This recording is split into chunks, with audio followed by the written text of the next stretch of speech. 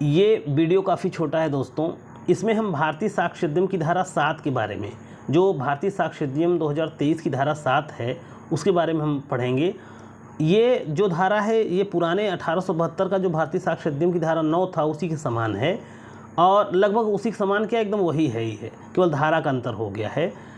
भारतीय साक्ष्य अधिनियम की धारा 7 में 5 प्रकार के तथ्य को सुसंगत घोषित किया गया है, जिसको एक ट्रिक से हम याद कर सकते हैं, ISITR। इसे हम याद कर सकते हैं। आई का मतलब क्या होता है? आई का मतलब होता है इंट्रोडक्टरी टाइप का फैक्ट, ऐसा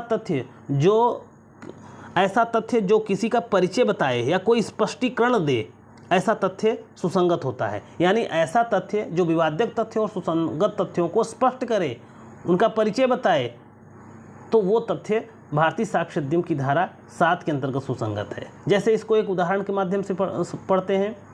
ये ए है, ये कहता है कि ये जो कॉपी है मेरी है, ये जो डायरी है मेरी है। अब ये विवाद है कि ये ए की है या बी की है, यानी इस बुक के बारे में, इस डायरी के बारे में, इस नोटबुक के बारे में ए कहता है मेरी है, बी कहता है मेरी है, विवाद है। लेकिन अगर इस डायरी पर कहीं ए का नाम लिखा हो तो आप किसका डायरी कहेंगे?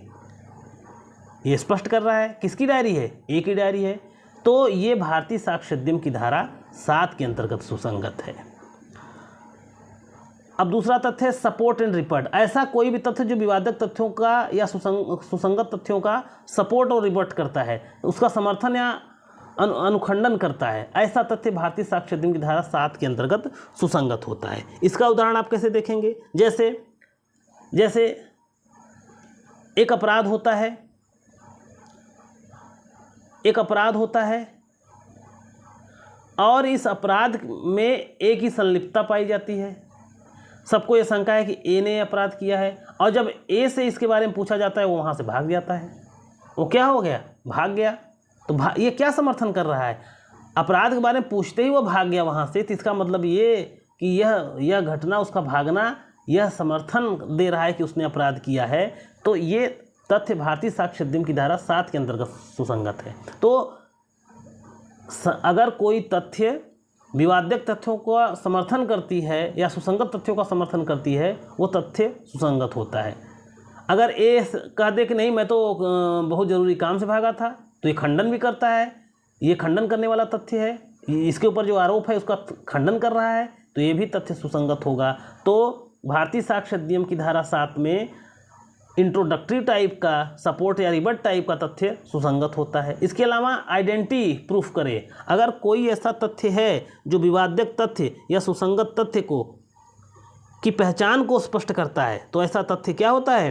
भारतीय साक्ष्य अधिनियम की धारा 7 के अंतर्गत सुसंगत होता है। परीक्षा में बार बार पूछता है जो पहचान परेड कराया जाता है। पहचान परेड का मतलब 4-5 क्रिमिनल को खड़ा कर दिया जाता है और पीड़ित व्यक्ति को खड़ा करके पूछा जाता है कि आप इसमें से पहचानिए कि कौन आपके साथ क्राइम किया है, तो इसको कहते हैं पहचान परेड। तो ये पहचान परेड जो है आइडेंटिटी स्पष्ट करता है। तो ये भारतीय साक्ष्य अधिनियम की धारा किसके अंतर्गत सुसंगत है? भारतीय साक्ष्य अधिनियम की धारा 7 के अंतर्गत सुसंगत है। इसी के अलावा अगर कोई तथ्य है जो विवादक तथ्य या सुसंगत तथ्यों का टाइम और प्लेस स्पष्ट करता है, टाइम और प्लेस स्पष्ट करता है, तो भी तथ्य सुसंगत होता है। बार बार परीक्षाओं में पूछा जाता है postmortem report, PM postmortem report भारतीय साक्ष्य अधिनियम की किस धारा के अंतर्गत सुसंगत है? तो भारतीय साक्ष्य अधिनियम की, नए वाले भारतीय साक्ष्य अधिनियम की धारा 7 के अंतर्गत सुसंगत है। क्यों? क्योंकि पोस्टमार्टम रिपोर्ट में जो घटना हुई रहती है, जो अपराध हुआ रहता है, उसका टाइम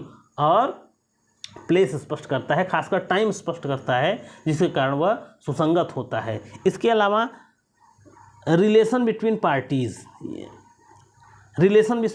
पार्टीज मतलब किसी पक्षकारों के बीच संबंध कैसा था, अगर कोई ऐसा तथ्य है तो वह भी तथ्य भारतीय साक्ष्य अधिनियम की धारा 7 के अंतर्गत सुसंगत है।